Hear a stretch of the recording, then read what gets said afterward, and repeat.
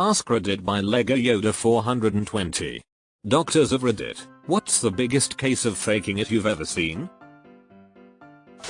Taking trauma call during surgery residency, had a prisoner come in after a fight and claimed he couldn't move or feel his legs.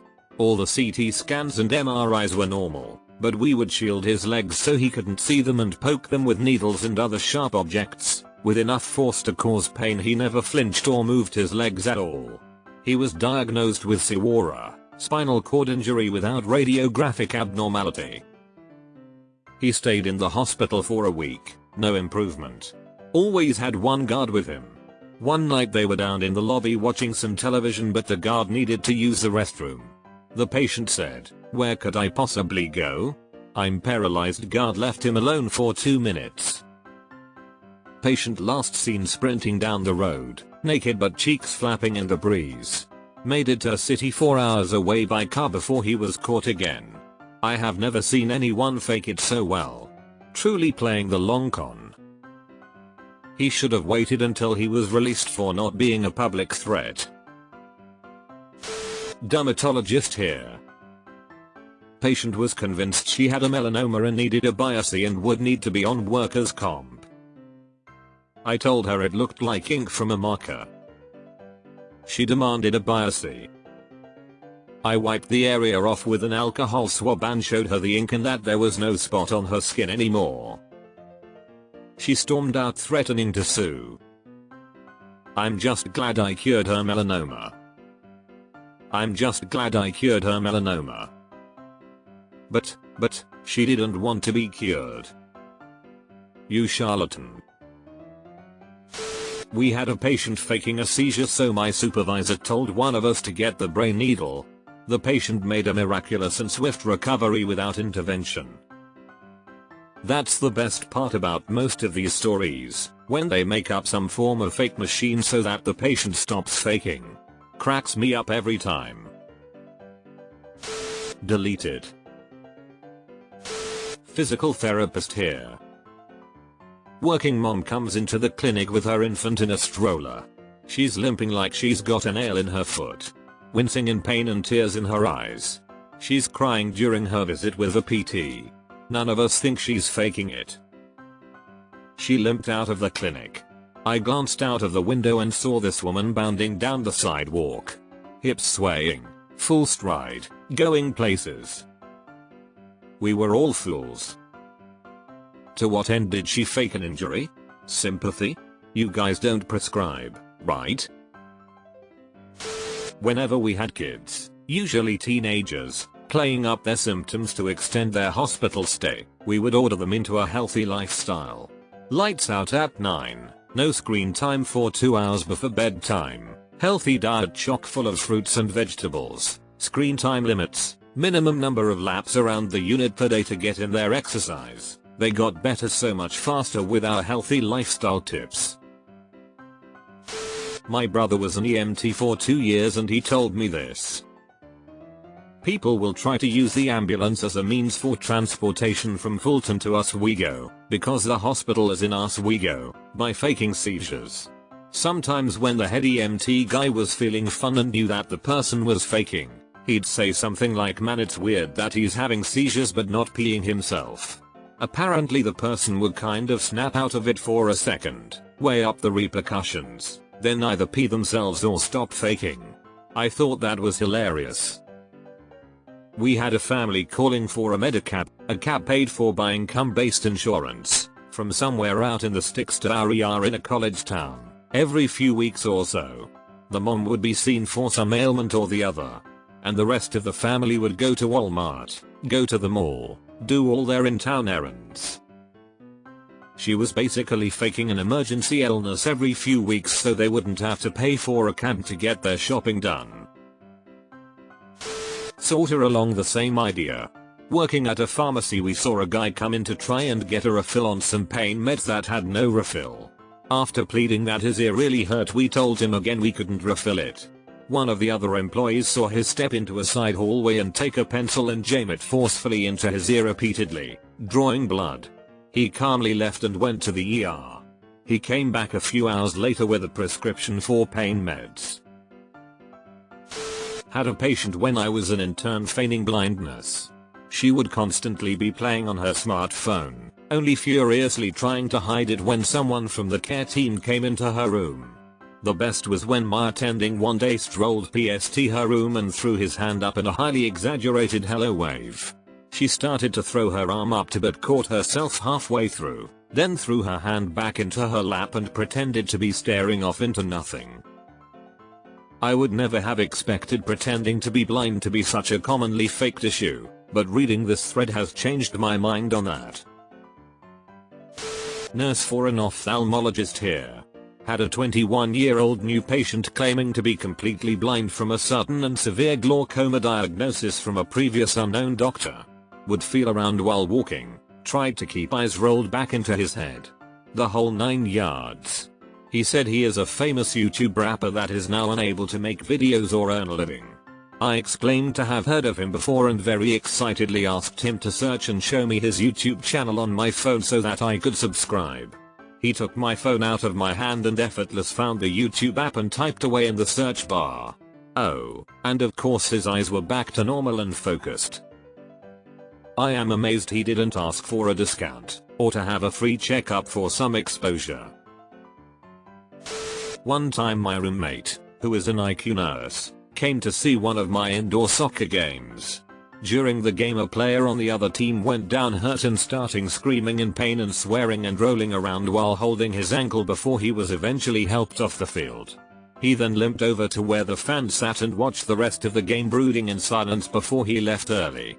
After the game my roommate told me he was going to go over and see if there was anything he could do to help, until he saw that the guy was limping on the wrong leg. I miss the days of my childhood watching my dad play indoor soccer. It's so fast paced and really fun when it's local rec leagues. Tangentially related, he had to stop playing because he legitimately injured his knee big time. Was told this one by a fellow nurse I used to work with when we had a psych floor. It's not unusual for psych patients to stash things in various orifices. This one woman was convinced she was impregnated by a ghost-like figure but no one would believe her. So one day she started complaining of massive pelvic and uterine pain. She called them contractions. So the doctor goes to do an exam. The doctor feels something larger in there so they prep a table to get the object out, which was quite large. So the wonderful third year helping with the procedure starts hearing this woman complain of contractions and yelling things like, "Should I push? I'm gonna start pushing." Doctor trying to work forceps around this woman's parts as to not hurt her. Finally goes got, and as he starts saying it he pulls out a baby doll. Head only. The poor med student did the wobble. Went all flush, had problems keeping balance and about took a dive. I was told he didn't live that down the whole rotation. Deleted. Take the subwoofer away, damn it really makes sense when you put it like that. Deleted. That's so baffling. I'm a part-time wheelchair user and I don't know why anyone would choose to make the world more inaccessible to themselves. Ophthalmology technician. People pretend to be blind all the time. Go to check their eye pressure with the Tonopin, a device you poke them directly into the eye with, and they go, "What the fuck is that thing?" exclamation point. When I worked family practice admin, the clinic I was working in was in the country and had been passed along through various doctors over the years, starting from about 1960. Holy God. The old tonometer they had looked like something from the Middle Ages and the general opinion of the clinic was that it doesn't get used anymore. It was like a museum. The previous doc never got rid of anything, so you had drawers filled with metal anoscopes and things. Obligatory, not a doctor, I'm a nurse. We had a guy who had to come in every 3 months to get a medical certificate to say he couldn't work at his retail job due to severe disabling back pain. He was receiving large amounts of insurance money for this condition. After the DR had done his usual examination and questions and signed it off, the guy asks the doctor to check his shoulder, which doc does, and asks how he injured it. Guy says playing rugby for a competitive team. Really, says doc. How long have you been playing for them? Guy has been playing and training the whole time. Doc puts this info on insurance form. Doc loses his shit in staff room laughing.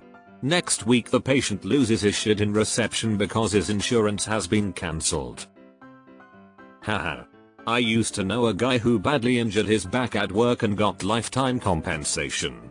It really freed up a lot of time for him to train for cross-country ski races.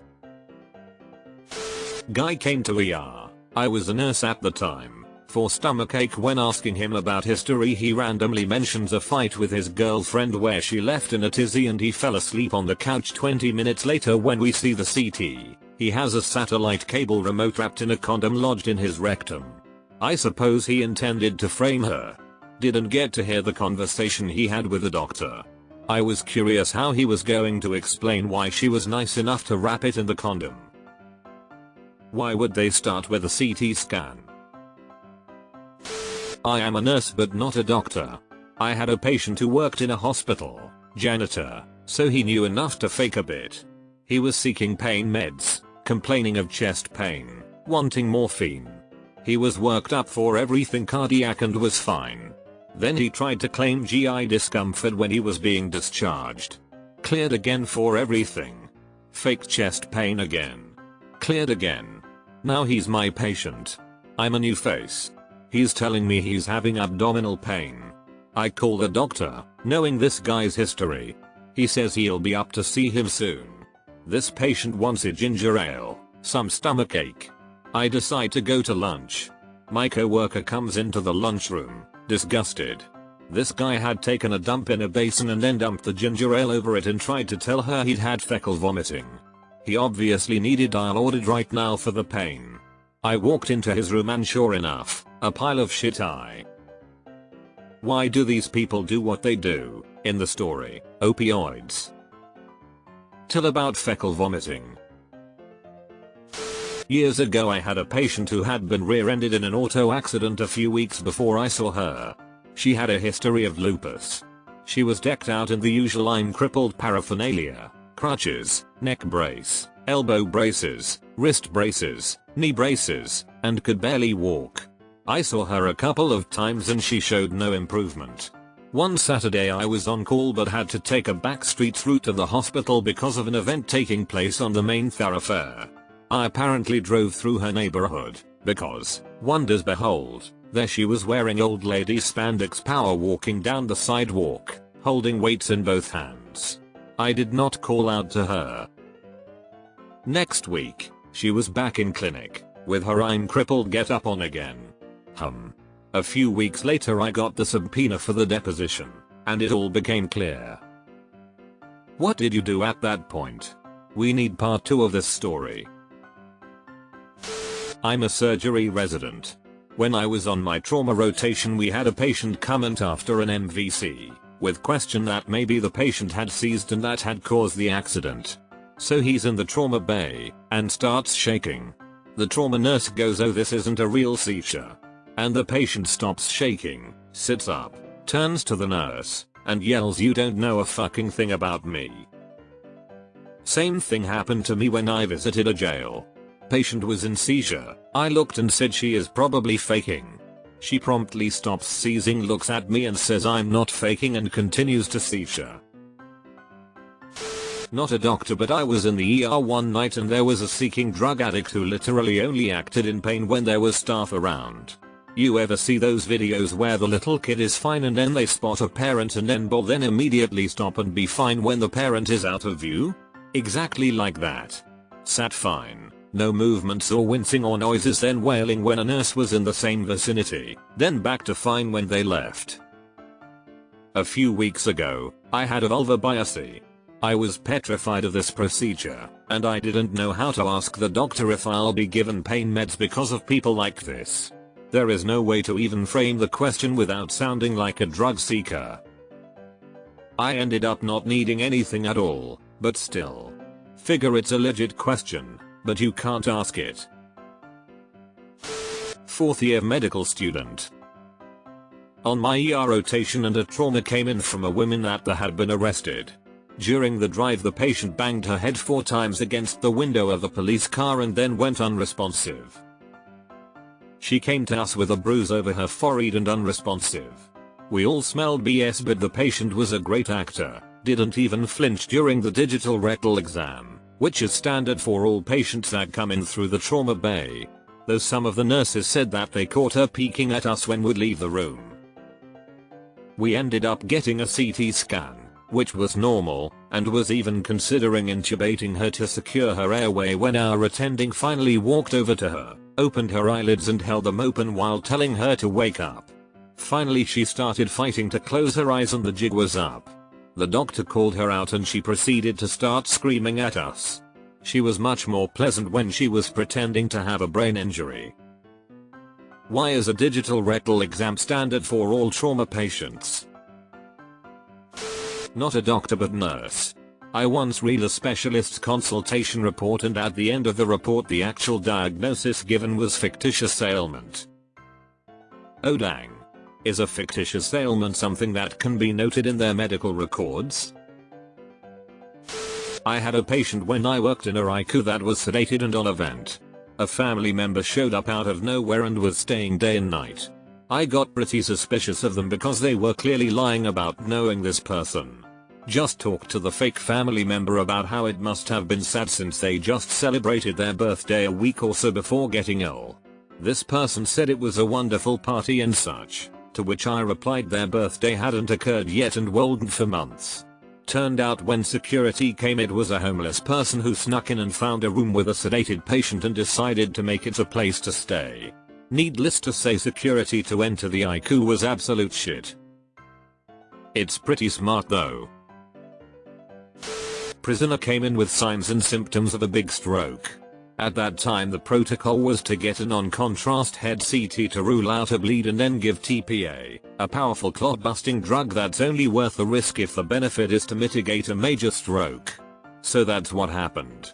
Later in the course he got a little carried away and started embellishing his story with symptoms that didn't make sense with his stroke diagnosis, and that's how we figured out he was faking it just to get some time away from jail. I work at a jail and briefly worked at a prison. Some of the inmates refer to it as going on vacation. My mom was an emergency room nurse. Years ago they brought a prisoner from the local pen in who seemed to be unconscious. The guards were suspicious that he was faking it. They checked his vitals and everything seemed to be okay. The attending doctor tried poking him in the foot with something pointy, nothing.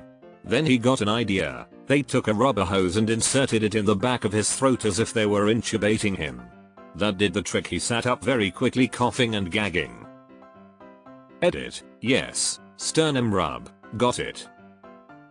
My uncle was brought into hospital when he was in prison. He was complaining of abdominal pain, so they rushed him to theater and took out his appendix. His appendix was perfectly healthy. He did, however, pass a fuck ton of small kidney stones while he had the catheter in. Not me, but know an army doctor who prescribed everyone with cold-like symptoms or sore legs to stay in bed for the whole day. Then next day half as many people with symptoms showed up.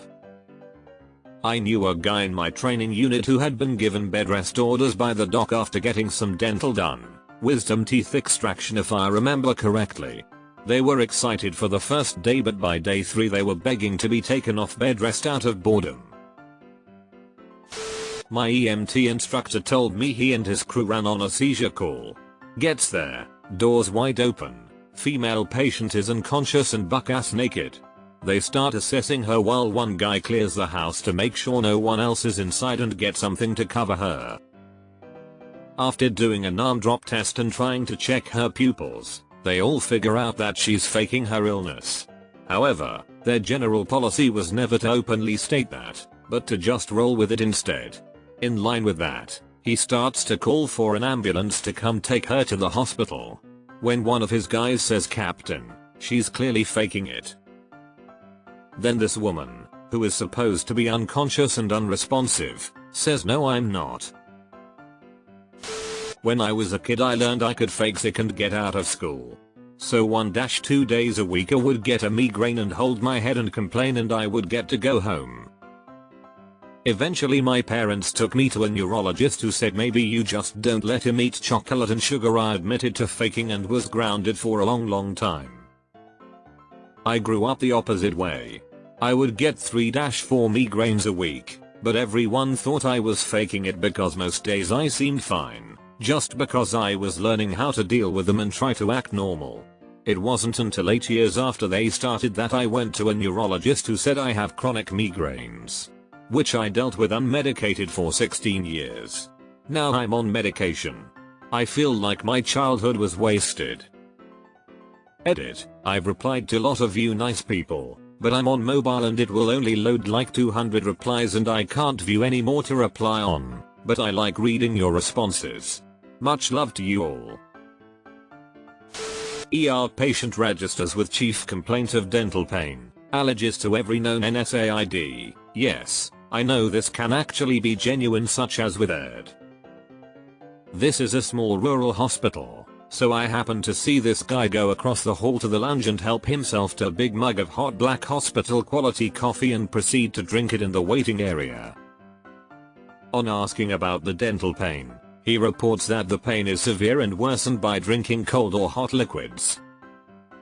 His head and neck exam is non-acute, and he is discharged to home with instructions for supportive care including ice packs and follow-up with his dentist ASAP. His dissatisfaction is loud and salty. Oh god, as someone who's experienced dental pain, the hot coffee part makes my mouth hurt.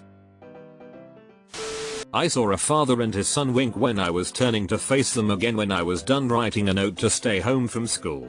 That's pretty much it. Faking it is a hard call to make in general. I used to work as an EEG tech and we had a patient come in at the end of the day from A&E. To get the results quicker, we also had a consultant neurologist with us to formally assess the study. This woman was faking it, and was really bad at it, too. Still, we had to go through the motions. And she wasn't faking it, she was definitely having epileptic activity. Fooled a veteran neurologist, a 25-year veteran EEG tech, and a couple of us other techs with only a few years under our belts. When I was a kid, I would plan my sick days way ahead of time.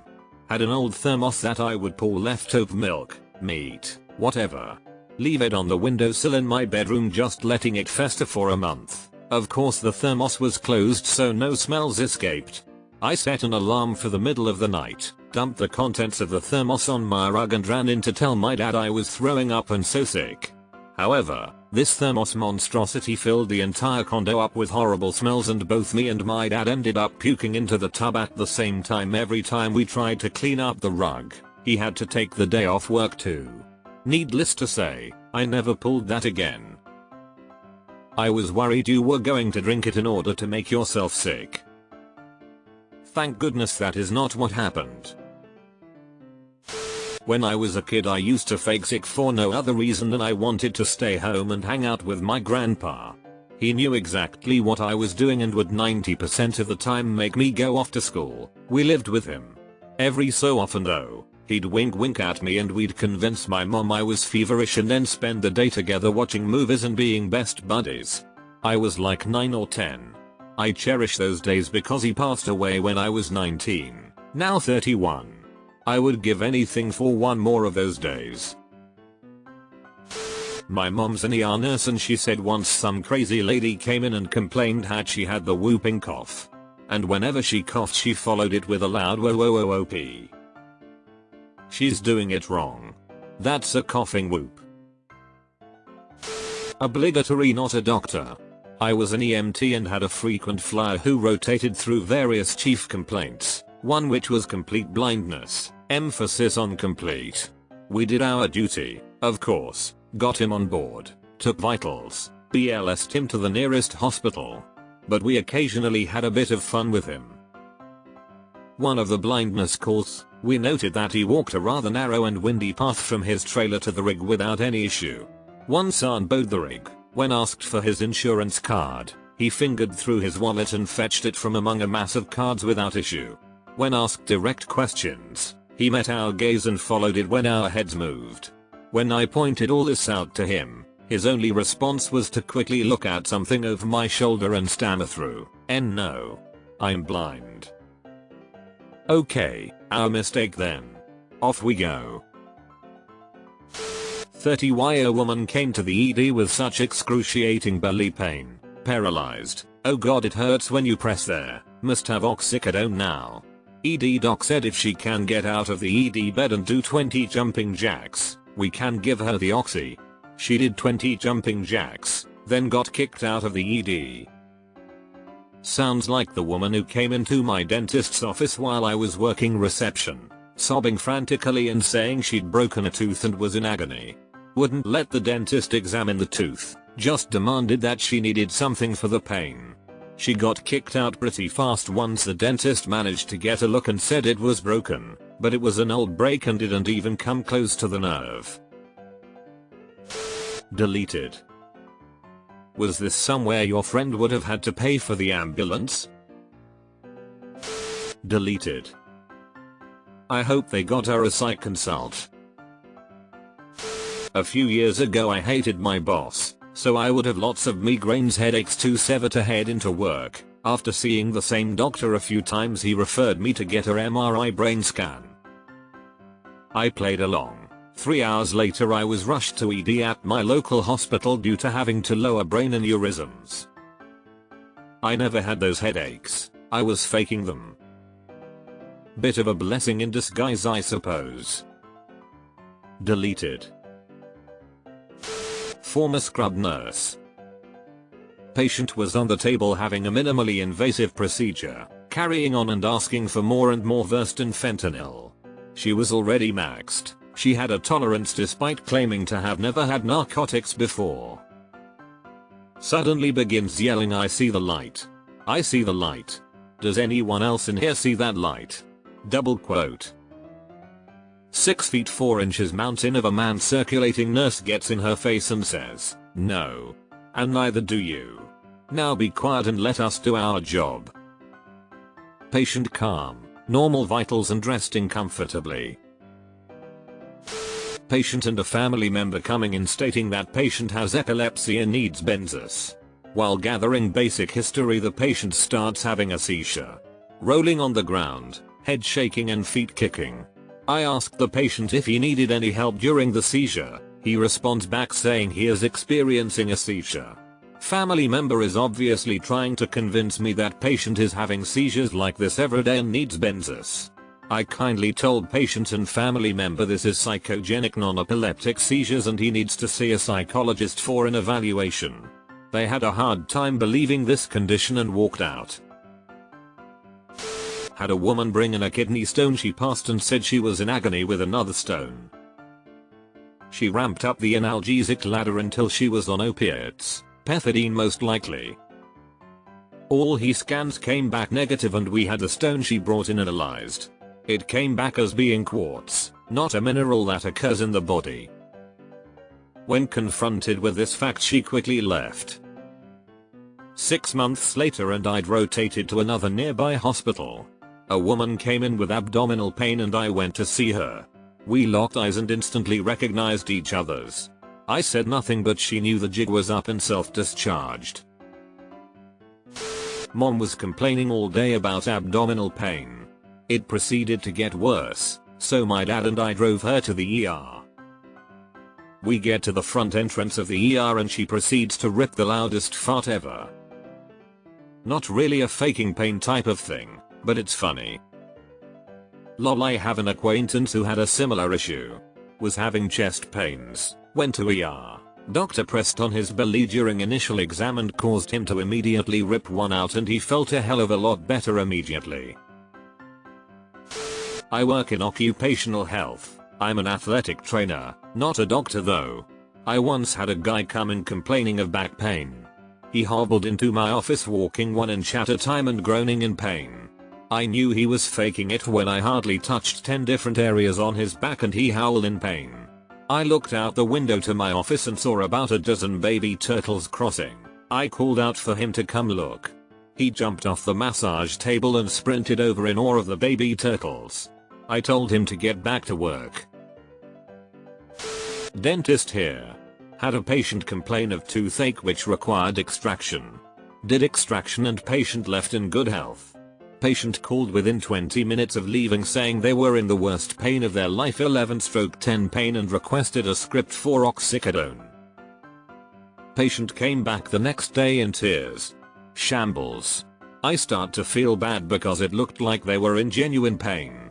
Take a look in the mouth and everything is fine. Healing is normal. And once again, they request oxycodone. I say no, we need to think of something else. And that is where it changed. When I declined giving a strong narcotic, they flipped the switch and became violent. Yelling.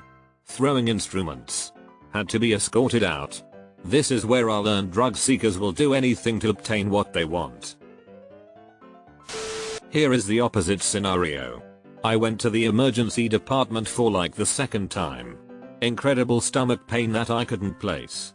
The nurse casually offered me oxy and looked really surprised when I turned them down, saying that it won't fix this pain in my stomach. Like they were expecting me to be like, yeah, that's the reason I'm here. Deleted. Not a doctor. I do work in medicine. Saw someone come into the ER and after throwing themselves downstairs for opiates. Miraculously they were fine except they completely fucked one of their knees. We offered them physical therapy and a knee brace. They were extremely unhappy. I always had a hard time lying, probably due to being on the spectrum. So when I wanted to get to school as a kid, I'd always would hit myself in the stomach with my fist to not be lying about having a stomach ache and wanting to go home. Looking back at it, they must have thought I was a victim of horrific bullying, but nobody ever said anything about the bruises. Looking back at it, this is horrible in so many ways. Doc, our weird ass kid keeps punching himself in the stomach. Should we talk to him about it? Nah, let's see how this plays out. Nat, but I heard a story of a local prisoner who came in complaining of sharp pains in his stomach. He claimed he swallowed a nail. X-ray indeed showed a small nail lodged in his body. Turns out he taped it to his back. Wasn't trying to trick the doc, just needed some fresh air apparently. I saw some real terrible Munchausen's via proxy.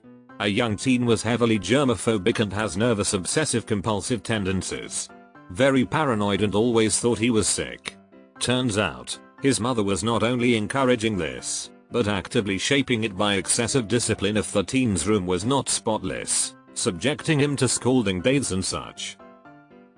Not necessarily faking it, but he definitely wasn't sick. He just had a monstrously sick mother.